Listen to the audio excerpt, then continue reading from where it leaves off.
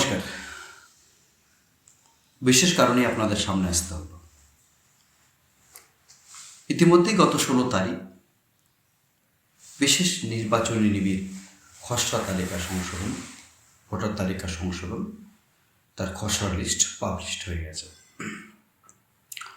মোটামুটি 58 লাখের কিছু বেশি নাম বাতিল হয়েছে এ পর্যন্ত। তার মধ্যে মৃত্যু আছে,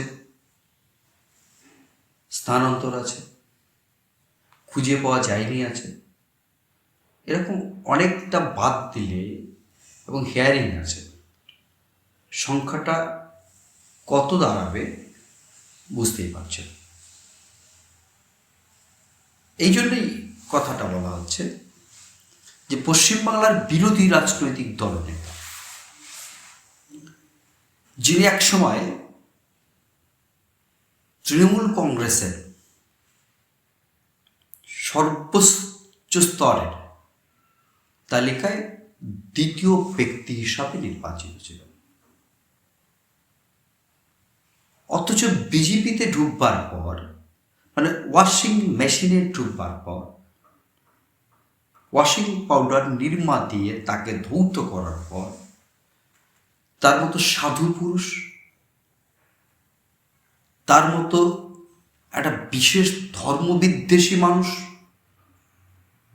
পশ্চিমবাংলার মানুষ এর আগে দেখেছেন বলে আমার মনে হয় না। মাঝে মাঝে ওই ব্যক্তি তৃণমূল কংগ্রেসে থাকাকালীন বক্তব্যগুলো শুনি,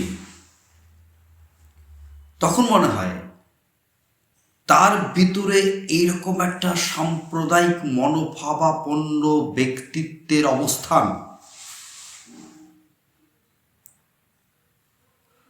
কি করে তৃণমূল কংগ্রেসের দীর্ঘদিন ধরে তিনি রাজনীতি করেছেন,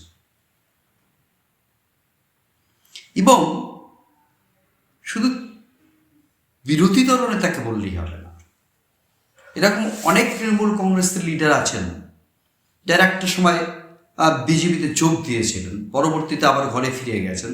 সেই মানুষগুলোকে আমরা দেখেছি বিজেপিতে আসবার পর তাদের মধ্যে বিশেষ ধর্ম বিরোধিতা, ধর্ম বিদ্বেষী কথাবার্তা আমরা অনেক শুনেছি।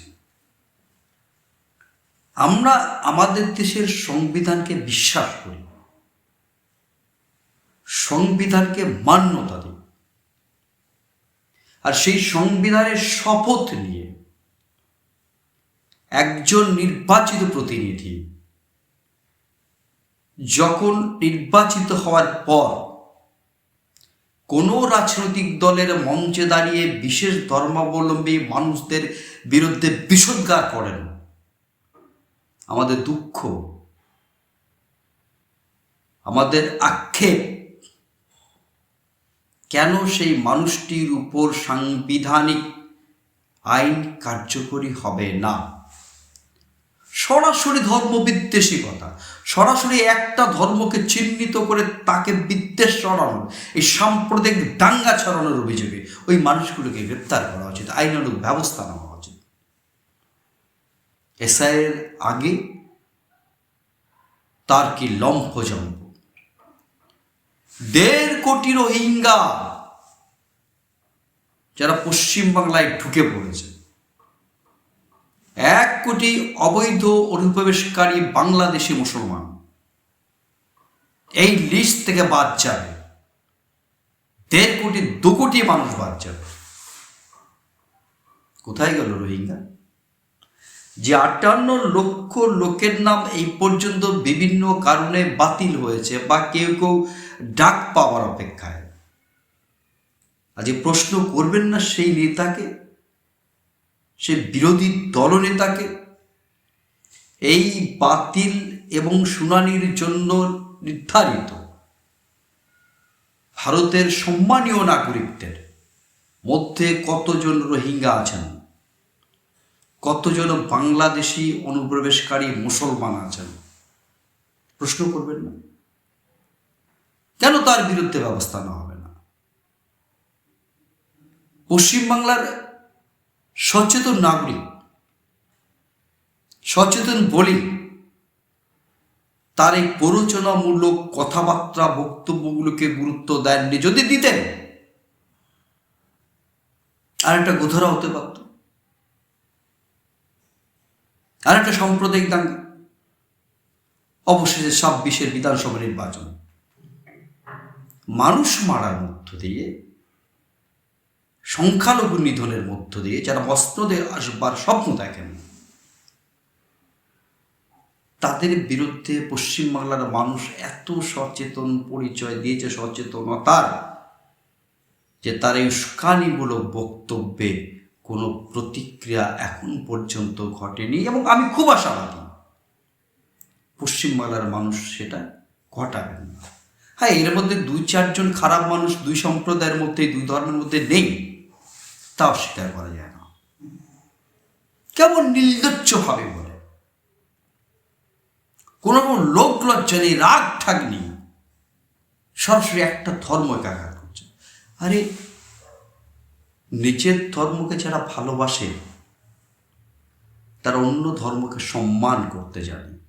আর আপনি তো আমার নেতা, পশ্চিমবঙ্গের বিরোধী দল নেতা, মানে বিজেপির বিরোধী দল নেতা নন, পশ্চিমবঙ্গের সচেতন ভোটার, পশ্চিমবঙ্গের ভোটার নন এমন নাগরিক, সবার আপনি বিরোধী দলের নেতা। আপনি যদি নিষ্কলুষ হতেন, যদি আদর্শগত কারণে বিজেপিতে ফিরতেন বা আসতেন, তাহলে সারদা কাণ্ডের পর কেন, নারদা কাণ্ডের পর কেন, কেন আগে আসেননি? এখন আপনি বড় বিজেপি হয়ে গেছেন। দর্থহীন ভাষায় একটা কথা জেনে রাখুন, আপনি যদি নেতৃত্বে থাকেন, আপনি যত মঞ্চ কভার করবেন তত বিজেপির ভোট কমতে বাধ্য। সুতরাং এই বাজে কথাগুলো, উস্কানিমূলক বক্তব্যগুলো আপনার কাছ থেকে আমরা আশা করি না, আশা করা যায় না। একজন দায়িত্ববান নেতার মতো দায়িত্বশীলতার পরিচয় দেন।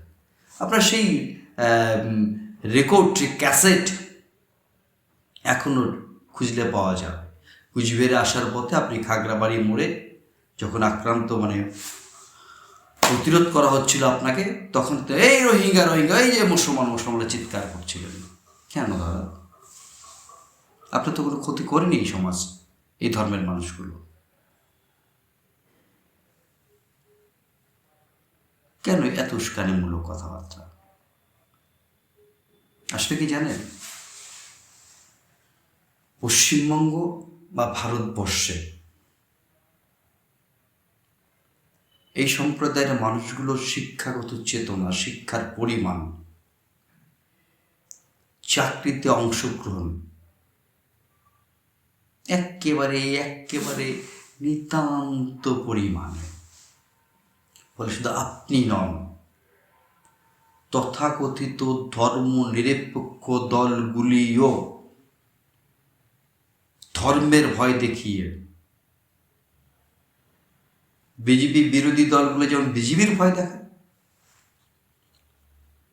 এরকম দেখে মুসলমানদের, সংখ্যালঘুদের ভোট আদায় করাই হচ্ছে রাজনৈতিক দলগুলোর লক্ষ্য। পশ্চিমবাংলার মানুষ জাগুক, অন্তত এই অবাঞ্ছনীয় কথাগুলোর বিরুদ্ধে সমুচিত জবাব দিন। আর আপনি জবাব দিন, এসআইআরে বাতিল হওয়া কতজন রোহিঙ্গা মুসলমান পেয়েছেন, কতজন বাংলাদেশি মুসলমান পেয়েছেন, এটা অনুরোধ থাকলো, শ্রদ্ধার সঙ্গে আপনাকে বলছি। ভালো থাকবেন, সুচিন্তিত রাজনৈতিক মতাদর্শের পথ দেখাবেন। হয়তো দেখা যাবে আপনি যেখানেই যাচ্ছেন বিজেপির ভোট কমতে তলানিতে ঠেকে যাচ্ছে। সেই দায় আগামী দিনে আপনার ঘাড়ে পড়ুক, সেটাকে আপনি চাইবেন? ভালো থাকবেন।